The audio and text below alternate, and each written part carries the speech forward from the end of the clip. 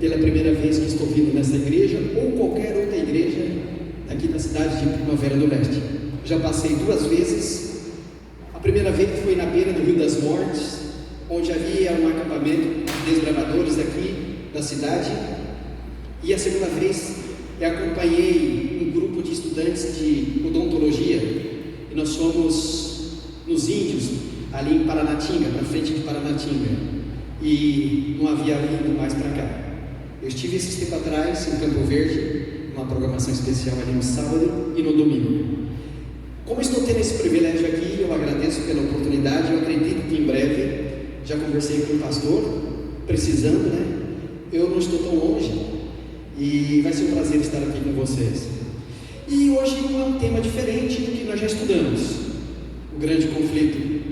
E nós sabemos que o grande conflito demorou aproximadamente para ser concluído entre 10 e 11 anos. Foi o tempo que Ellen White levou para concluir. E o capítulo 24 que nós estudamos aqui nessa noite, quando começa o julgamento divino.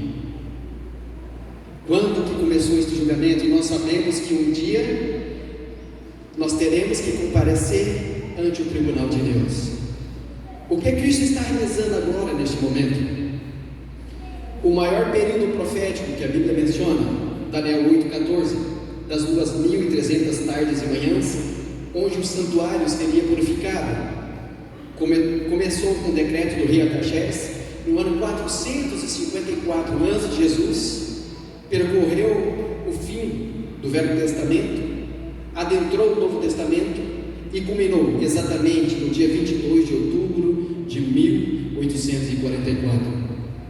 Mas também nós sabemos que lá no passado, tudo o que acontecia, eu sempre digo que quando Deus disse a Moisés, tal dia eu descerei no Monte Sinai, 3 dias que antecede a minha descida no Monte Sinai, que a congregação estejam preparadas, que os casais casados, nos 3 últimos dias que antecede a minha descida, não tenham relações, que suas vestes estejam limpas e purificadas. E Deus foi enfático em dizer para Moisés, Moisés, você vai dizer para o teu irmão Arão, que no dia que eu descer no Monte Sinai, que em volta do monte, a uma certa distância, que ninguém se aproxime, que nem um homem, uma mulher, uma criança ou um animal ouse tocar no monte, porque se tocar seria o quê? Fulminado. Está lá em Êxodo, capítulo 19. Moisés então sobe e fica 40 dias e 40 noites com quem? Com Deus lá. Após os 40 dias e 40 noites, Moisés desce, e quando ele desce, ele vê algo errado. As pessoas parecem que já vinham acabado de esquecer o que tinha acontecido lá atrás. Então, literalmente, Moisés quebra as tábuas com os 10 mandamentos. Aí ele volta novamente e volta a ficar 40 dias e 40 noites. Nós, como cristãos, às vezes cometemos erros, somos falhos. Romanos 3,23 diz: todos pecaram. Romanos 3,10 diz: não existe um justo sequer. Mas esse tempo todo que Moisés fica lá 40 dias e 40 noites, ele conversou com Deus, falando com Deus, conversas frívolas? É claro que não. Ali, leis, decretos, estatutos, ordenanças, um conjunto de leis, civil, moral, cerimonial, e algumas delas, ao longo do tempo e com a volta de Jesus, quando Jesus esteve na terra, quando Jesus nasceu nessa terra, muitas delas acabaram. E aqui nós estamos falando do julgamento de Deus. Jesus passou a interceder por nós no santuário celestial. Mas antes, a gente comentou ali na lição, o que acontecia antigamente? Uma vez por ano, dia 7/10, o dia chamado dia Yom Kippur. Simbolicamente, o pecado de todas as pessoas era extirpado. O que eles faziam na época? Se elegia um sacerdote, e nesse dia Yom Kippur, o sacerdote, ele passava a ser o sumo sacerdote por um dia. E o que acontecia depois? Ele entrava no Santíssimo, se elegia 2 bodes, um representando Jesus, o outro Satanás. Simbolicamente, o pecado de toda a nação israelense era passado para aquele bode, o bode Azazel, uma outra pessoa especial, um sacerdote. Ele pegava esse bode, então ele levava para o deserto. E lá acontecia o quê? Ele morria de fome e de sede. E isso acontece, isso está escrito para que nós entendamos que um dia o pecado de toda a humanidade vai cair sobre uma pessoa que era muito inteligente lá no céu, chamado Lúcifer. Então o julgamento está acontecendo nesse momento. Ele começou 22 de outubro de 1844. Nós sabemos também que esse julgamento começou pelos mortos, depois pelos vivos, e quando acabar esse julgamento, a porta da graça será fechada. Com o fechamento da porta da graça, por este momento, por esta ocasião, se acontecer e nós estivermos vivos, nós não saberemos, mas vai começar as 7 últimas pragas. Ela vai cair em pontos diferentes da terra. Haverá, e nós sabemos que as duas grandes profecias estão prestes a acontecer antes da volta de Jesus. Algumas mais, mas as duas principais: a união das igrejas, que nós sabemos que já está acontecendo, e em seguida vai acontecer o quê? O decreto dominical. Por quê? Com a união das igrejas, vai ser obrigado só a ter uma só moeda, um só Deus, um só representante no mundo todo. Mas haverá um grupo como houve no passado. Sempre houve. E a Bíblia menciona que o povo de Deus é um povo que é um povo pequeno. Esse não vai ser dele. Por isso então vai vir o decreto dominical. E quando nós lemos Daniel 12, 1 e 2, nos fala da angústia de Jacó. E quando nós lemos o grande conflito, página 636 em diante, nós vamos entender, não sei se todos aqui já ouviram falar, mas pouco antes da volta de Jesus agora haverá uma ressurreição parcial e especial. De repente alguém vai falar: mas você está falando heresias? O que Jesus falou em Apocalipse 1, versículo 7? Até mesmo aqueles que o quê? Transpassaram Jesus. Esses que transpassaram Jesus verão Jesus voltar. Como podem eles ver Jesus voltar se eles já morreram? E Ellen White menciona no grande conflito, página 636 em diante, e a Bíblia também menciona em Daniel 12, versículo 1 e 2, que não vem ao caso agora, mas haverá. Ellen White diz que todos que morreram na fé e na mensagem do terceiro anjo, sonhando Jesus voltar, sonhando ver Jesus voltar e não viram, eles ressuscitarão para dar alento para aqueles que estiverem vivos pouco antes da volta de Jesus. E ela é clara e menciona assim: como Jesus morreu na sexta-feira à tarde, que ele deu um último brado, a Bíblia menciona que túmulos o quê? Se abriram. E no domingo pela manhã, quando veio o anjo e diz: Jesus, meu Pai te chama, que Jesus saiu do túmulo, aqueles túmulos que na sexta-feira haviam sido abertos, no domingo pela manhã também eles ressuscitaram após Jesus. Aí a White diz que eles estão no céu como troféus, não como Moisés, Enoque e Elias. E aqui agora nós estamos passando por um julgamento. O assunto do santuário foi a chave que desvendou o mistério do quê? Do grande desapontamento. Aquelas pessoas naquela época, em 22 de outubro de 1844, eles estavam em espanhol a gente diz a Roca de la Ascensión. Eles estavam esperando Jesus, o grande desapontamento, o grande asco. Eles acertaram a data, mas eles erraram o evento. Até porque se o evento fosse naquela época, naquele período, todos estariam salvos, não é mesmo? Imaginem-se se Jesus dissesse: eu virei em janeiro, dia 1º de janeiro de 2023. Seria uma correria de pessoas pedindo perdão, pessoas procurando fazer as coisas certas, não é mesmo, irmão?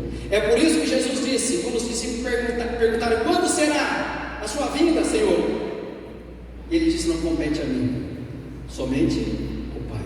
Por isso que aconteceu esse erro aqui que nós chamamos o grande desapontamento.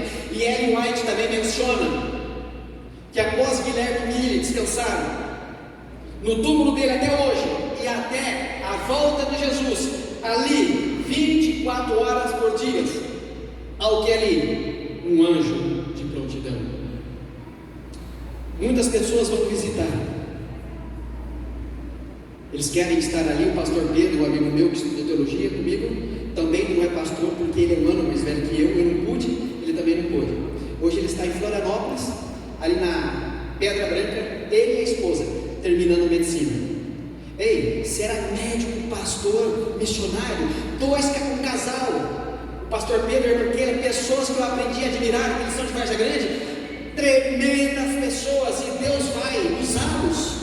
E aqui nós temos, embora tenha falhado em compreender a mensagem comunicada por eles mesmos, não obstante, ela era correta. Por que era correta? Porque a data estava certa, o evento estava errado. E quando a gente começa a estudar as profecias de Daniel 8,14, esse grande desapontamento, ou seja, do maior período profético, que começou no ano 457 e culminou com 22 de outubro de 1844, Jesus passou a interceder por nós, assim como lá no passado, um dia certo, 10 de julho, dia Yom Kippur, era feito, simbolicamente, era perdoado o pecado daquelas pessoas. O pecado realmente era perdoado, mas simbolicamente eram os bodes, representando Jesus, junto representando Satanás. E nós sabemos que agora, no fim dos tempos, quando Jesus estiver voltando, é porque quem está salvo, está salvo. Quem está perdido, estará perdido. A decisão que está em nossas mãos. E o livro de Malaquias 3, versículo 1 diz: eis que envio meu mensageiro, que preparará o caminho diante de mim.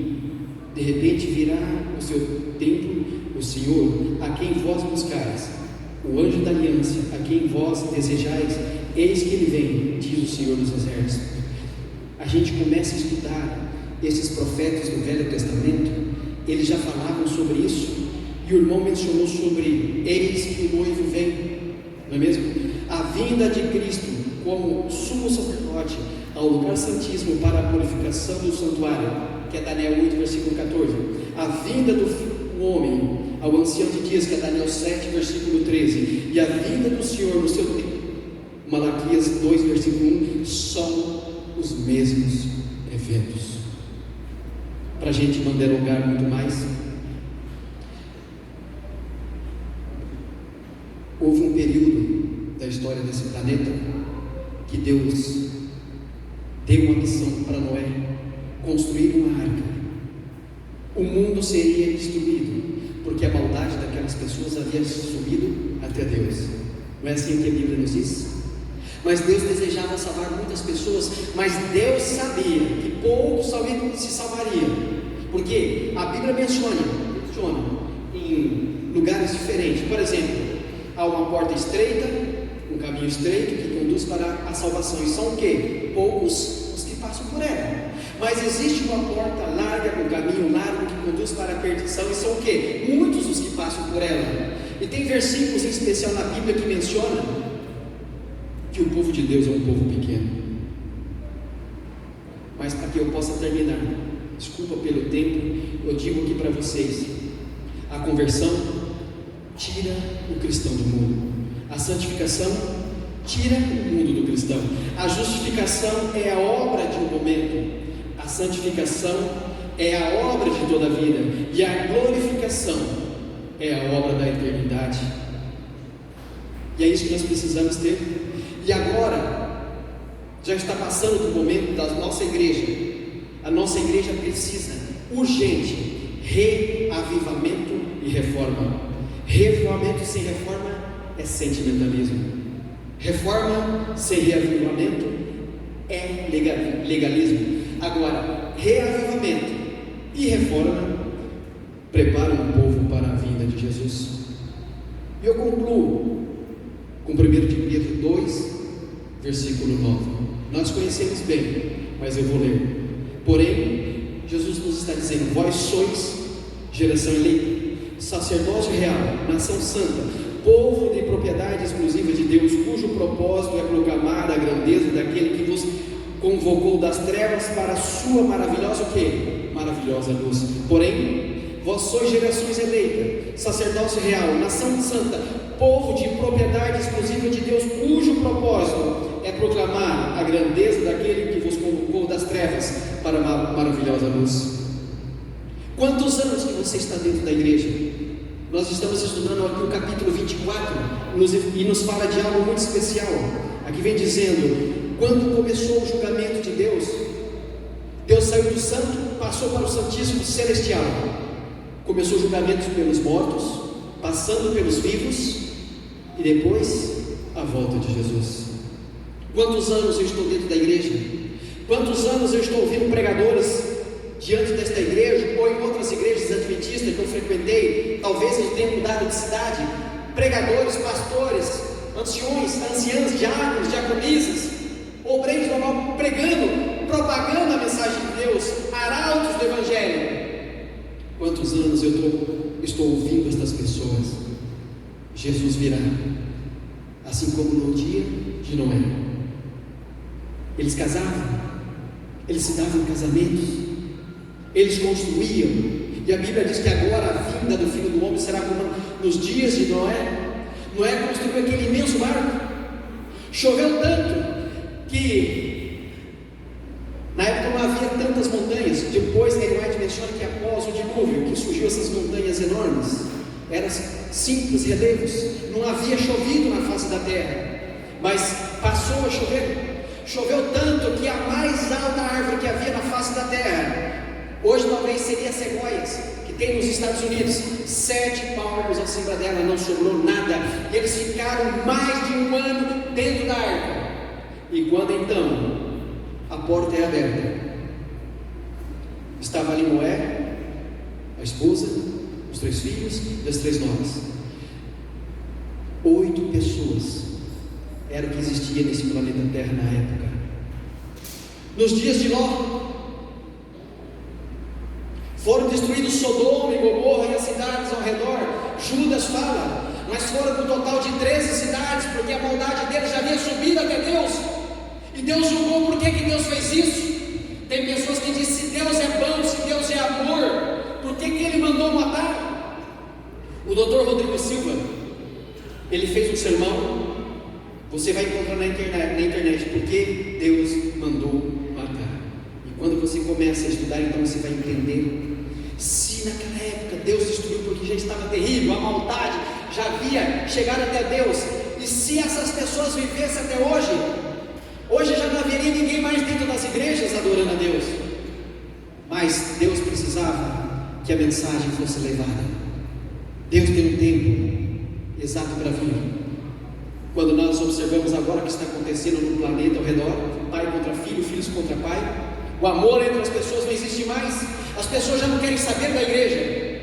Quando o pastor Ted Wilson, presidente mundial da igreja adventista, ele assumiu a igreja, ele disse assim: o mundanismo está entrando dentro da nossa igreja de uma forma avassaladora. Eu entro dentro da igreja, eu vivo em igrejas diferentes o tempo todo pregando, e eu observo pessoas, e na minha cabeça não entra, por que ela está dentro da igreja? Sabendo quem é aquela pessoa, mas a Bíblia menciona que o trigo e o joio precisa estar junto até a colheita, até a volta de Jesus. Enquanto o irmão prepara o hino final para que nós possamos cantar, que nós possamos buscar a Jesus, que nós buscamos por enquanto nós mesmos, que haja em nossa vida reavivamento e reforma. Ainda estamos passando por um julgamento. Começou 22 de outubro de 1844. O pastor Henry Fairabi, ele acreditava piamente que Jesus voltaria na geração dele. Descansou e não viu Jesus voltar. O saudoso pastor Roberto Rabelo acreditava piamente que Jesus voltaria na geração em que ele iria ver Jesus voltar. Descansou e não pôde ver Jesus voltar. E o pastor Roberto Rabelo tinha uma famosa frase que ele dizia: uma mensagem de fé e esperança sobre a volta de Jesus. As últimas aparições do pastor Roberto Rabelo, essa frase, irmão, ele já não conseguia mencionar completa mais. A memória dele já estava falhando, porque a Bíblia diz que depois dos 70 é infarto e cansaço. Que nós possamos entender, estamos passando por um julgamento agora. Quando Jesus voltar, eu quero fazer parte daqueles que vão olhar para o céu e dizer: esse é o Deus das quais eu aguardava. E se esse for o desejo do seu coração, que você possa ficar em pé. Eu pedi para que o irmão colocasse para nós o hino Deus de Israel. Eu gosto muito desse hino, do ordinário também, mas nós estamos falando de um Deus poderoso, que está intercedendo por nós agora. Por isso Paulo escreveu: filhinhos, vos escrevo para que não pequeis. Todavia, porventura, caso vier a pecar, um advogado nós temos para com o Pai, que é quem? Jesus Cristo, o justo. E é nesse momento que Jesus está intercedendo por nós. Eu quero fazer parte daqueles que vai olhar para o céu e dizer: esse é o Deus das quais vai guardar. Se é isso que você deseja, vamos cantar assim no final: Deus de Israel.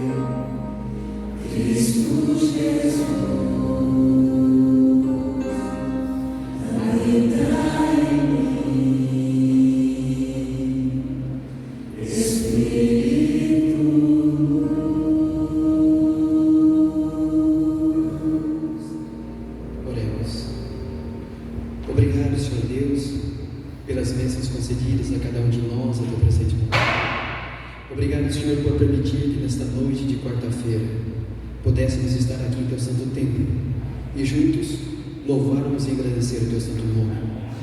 Como é de costume, a Igreja Adventista do Sétimo Dia do planeta tem o costume de, às quartas-feiras, fazer pedidos e agradecimentos.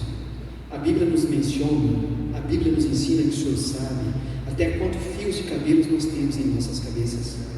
O Senhor sabe das nossas dificuldades e as nossas lutas diárias, mas o Senhor também nos deu a missão de estar intercedendo um pelos outros, estar orando um pelos outros. E é neste momento, Senhor, especial, que nós clamamos uma bênção a cada um dos seus filhos nessa terra. Quem sabe muitos deles estão no leito de hospital, clamando por um milagre. Algumas orações são respondidas e as pessoas vivem tranquilas. Outras, aparentemente, as orações não são respondidas. Existem alguns questionamentos, das quais, se lá na eternidade, junto com o Senhor, nós estivermos, saberemos as respostas. Mas nesse momento especial, eu clamo uma bênção sobre a cada um dos membros desta igreja. Peço uma bênção especial aos anciões, às anciãs, os diáconos e as diaconisas. Peço também, Senhor, humildemente, uma bênção especial sobre o pastor, sobre a família pastoral, que cada uma delas, sendo líderes da igreja ou membros de igrejas, possam buscar o Senhor, que possam clamar por reavivamento e reforma. Obrigado, Pai, por nos conceder esse privilégio. Neste momento, estaremos regressando aos nossos lares. Que teus santos e poderosos anjos possam estar ao nosso lado, nos acompanhando, nos guiando e nos protegendo. Em nome de Jesus.